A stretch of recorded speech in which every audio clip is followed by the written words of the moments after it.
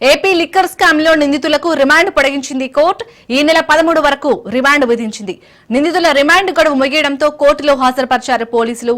విచారణ చేపట్టిన కోర్టు రిమాండ్ను పొడిగిస్తూ ఉత్తర్వులు జారీ చేసింది.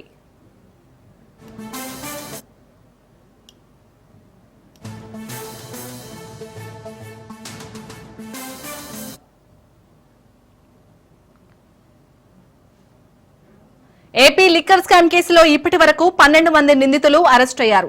రాజమండ్రి సెంట్రల్ జైల్లో మిథున్ రెడ్డి, గుంటూరు జిల్లా జైల్లో రిమాండ్లో ఉన్న బాలాజీ, నవీన్ కృష్ణ ఉన్నారు.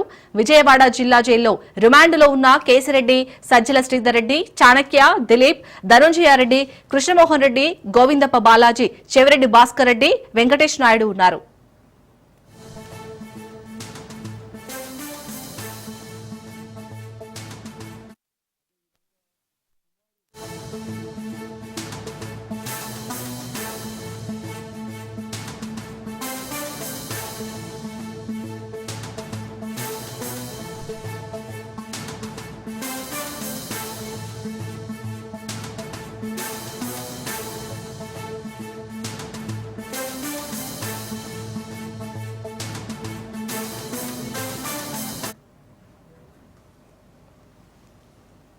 మొత్తం 9 మంది నిందితులను కోర్టులో ప్రవేశపెట్టారు. విచారణ సందర్భంగా కోర్టు హాల్లో న్యాయమూర్తి ఎదుట కేశిరెడ్డి కంటతడి పెట్టుకున్నారు.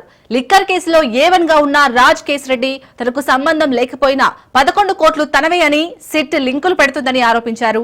11 కోట్ల నగదుపై నెంబర్స్ రికార్డు చేయాలని న్యాయమూర్తిని రాజ్ కేశిరెడ్డి కోరారు. సిట్ సీజ్ చేసిన 11 కోట్లను ఫోటోగ్రాఫ్స్ తీయాలని ఏసీబీ కోర్టు ఆదేశాలు జారీ చేసింది. రైట్, ఇక ఇదే అంశానికి సంబంధించి మరిన్ని అప్డేట్స్ మా ప్రతినిధి శ్రీనివాస్ అందిస్తారు. శ్రీనివాస్, ఏపీ లిక్కర్ స్కామ్ కేసుకు సంబంధించినటువంటి విజయవాడ, అలాగే గుంటూరు, రాజమండ్రి సెంట్రల్ జైలు 3 జైళ్ళ రిమాండ్ ఖైదీలుగా ఉన్నటువంటి ఈ కేసుకు సంబంధించినటువంటి నిందితులన్నీ కూడా ఈ రోజు ఏసీబీ కోర్టులో అధికారులు హాజరుపరచడం జరిగింది.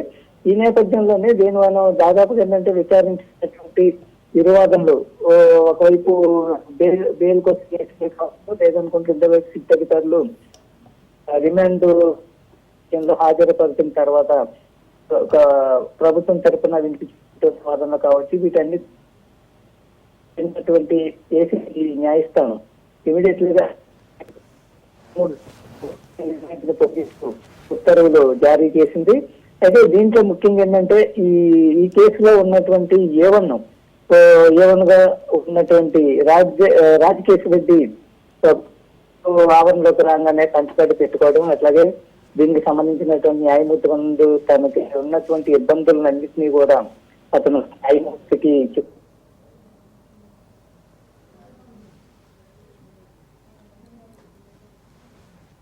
ఒక తడిగుడ్డ తీసుకొని ఇలా ఏదో చెత్తగుడ్డ తీసుకొని మీద వేస్తాం, మసిగుడ్డ తీసుకొని మీరు ఆ బురద మీరే కడుక్కోండి అన్నటువంటి రీతిలో వివరించడం సరైనటువంటిది కాదండి.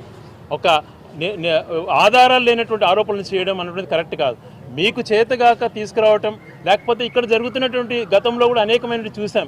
సింగపూర్కి సంబంధించినటువంటి ఈశ్వరన్ అనే వ్యక్తి గురించి మీరు పెద్దగా ప్రమోట్ చేశారు, అక్కడ చూస్తే అరెస్ట్ చేశాడు. సింగపూర్ వాళ్ళు డైరెక్ట్గా చెప్పారు, మేము భాగస్వాములు కాదబ్బా, మీ నిర్మాణంలో భాగస్వాములు కాదు, వాళ్ళే ట్వీట్ ఇచ్చారు. మేమేమైనా పంపిస్తే వాళ్ళు ఇస్తారని కోరు పంపిస్తే ఎందుకంటే ఇలాంటి ఊరికే తప్పుడు ఆరోపణలు పొలిటికల్గా చేసేటువంటి డేటా ఉంటే బయట ఆధారంతో సహా బయట పెట్టు, చర్యలు తీసుకో. ఎవరు వద్దంటున్నారు? ఎవరో ఒకవేళ సంబంధం లేకుండా చేసిండొచ్చు వారికి పేరు వాడుకొని. ఊరికే బురదల కార్యక్రమాలు సరైనటువంటి కదా, మనకు చేతగాకి ఇలాంటివి మాట్లాడకూడదు. మేము ఎప్పుడు ఇలా చేయలేదే. ఏదైనా తెస్తే ఈరోజు పోర్టులు కట్టాం, ఎంతమందికి ఉపయోగపడుతున్నాయి? మెడికల్ కాలేజ్ కట్టాం, ఎవరికి ఉపయోగపడుతున్నాయి? స్కూల్స్, హాస్పిటల్స్ చేసాం, ఎవరికి ఉపయోగపడుతున్నాయి? రాష్ట్ర ప్రజలకు కదా. అట్లా మంచి పనులు చేయండి. కేవలం ఏదో సింగపూర్కి పోయినాం, వాళ్ళు వద్దన్నారు, మేము వద్దంటే ఎవరినో వద్దనేటువంటి మాట మాట్లాడరు. దుష్ప్రచారాలు మానుకోవాలని చెప్పి చెప్తున్నాం. ఇన్వాల్వ్ చేశారు, ఆరోపణ చేశారని మీరు అంటున్నారు. విజయసాయి రెడ్డి గారు ఎప్పుడైనా చెప్పారండి జగన్మోహన్ రెడ్డి గారి పాత్ర ఉందని చెప్పారా? మీరు విన్నారు? బిగ్ బాస్ అంటే మీ జగన్మోహన్ రెడ్డి అన్నది మీరు ఊహించుకుంటున్నారా? మీరు జగన్ పేరు ఎందుకు చెప్తారని? బిగ్ బాస్ అనే పదమే మీరు వాడాలి. ఆయన బిగ్ బాస్ అనే